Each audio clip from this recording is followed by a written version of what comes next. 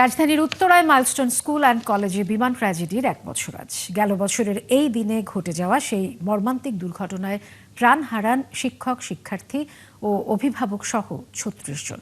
ট্র্যাজেডির 1 বছর পূর্তিতে 2 দিন ব্যাপী নানা কর্মসূচির আয়োজন করেছে কলেজ কর্তৃপক্ষ। বিস্তারিত জানাচ্ছেন ইলিয়াস আকন। মাইলস্টোন ট্র্যাজেডির 1 বছর পূর্তিতে 2 দিনের শোক ও স্মরণ কর্মসূচির আয়োজন করেছে মাইলস্টোন স্কুল অ্যান্ড কলেজ কর্তৃপক্ষ। Lily whipped shea mystic glowing body wash, secret to ultimate glow. কর্মসূচির অংশ হিসেবে আজ ঘটনাস্থলটি সর্বসাধারণের জন্য উন্মুক্ত করে রাখা হয়। গার্ড অব অনার দেন কলেজের রোভার ও স্কাউট সদস্যরা। 1 মিনিট নীরবতা পালন শেষে আয়োজন করা হয় বিশেষ দোয়া, স্মৃতিচারণ অনুষ্ঠান এবং নিহতদের স্মৃতি বিজড়িত ছবি ও স্মৃতিকথা প্রদর্শনী।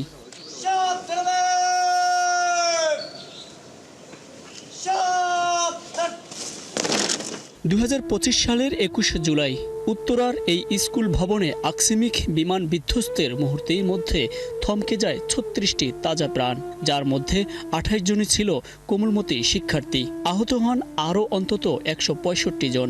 দেখতে দেখতে বছর পেরিয়ে গেলেও আজও আকাশে বিমানের বিকট শব্দ শুনলেই আতঙ্কে শিউরে ওঠেন শিক্ষক ও শিক্ষার্থীরা। যে দুর্ঘটনা হয়েছে এই সময় বিমানটা আসার পরে একটা ছেলের কান থেকে রক্ত বেরিয়ে পড়ে, যে শব্দটা হয়েছে এই শব্দে কানটা রক্ত বেরিয়ে পড়ছে। আঘাত পাওয়ার পরে মাথার ভিতরে যে খুলি থাকে এই খুলিটা পড়তেছিল। আমি যখন 1 নম্বর ভবন থেকে আসলাম তখনই আমার সামনে এসে পাইলট পড়লো উপর থেকে।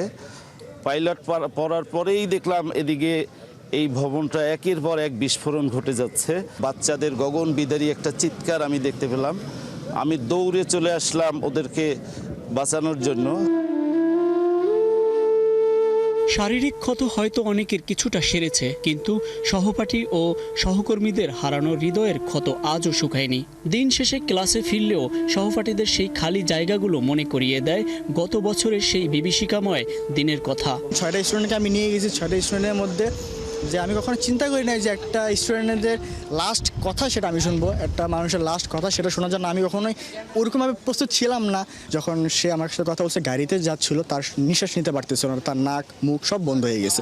বাট মুখটা একটু খোলা ছিল, বলতেছিল ভাইয়া আমি কি আমার আম্মুর সাথে আর কথা বলতে পারবো না, আমার আম্মুকে আর আমাকে দেখবে না, আমার আম্মুকে আমার সাথে আর কথা বলতে পারবে না, জাস্ট এতটুকুই আমার সাথে কথাটা বলছিল। অনেকে এখনো অসুস্থ আছে, স্বাভাবিক জীবনে ফেরার চেষ্টা করতেছে, আর যারা সেদিন দেখেছে তারা তো এখনো ট্রমার মধ্যেই আছে।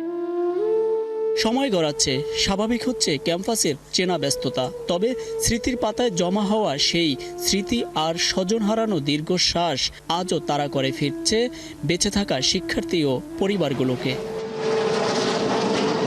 ইলিয়াস আকন, 71, ঢাকা।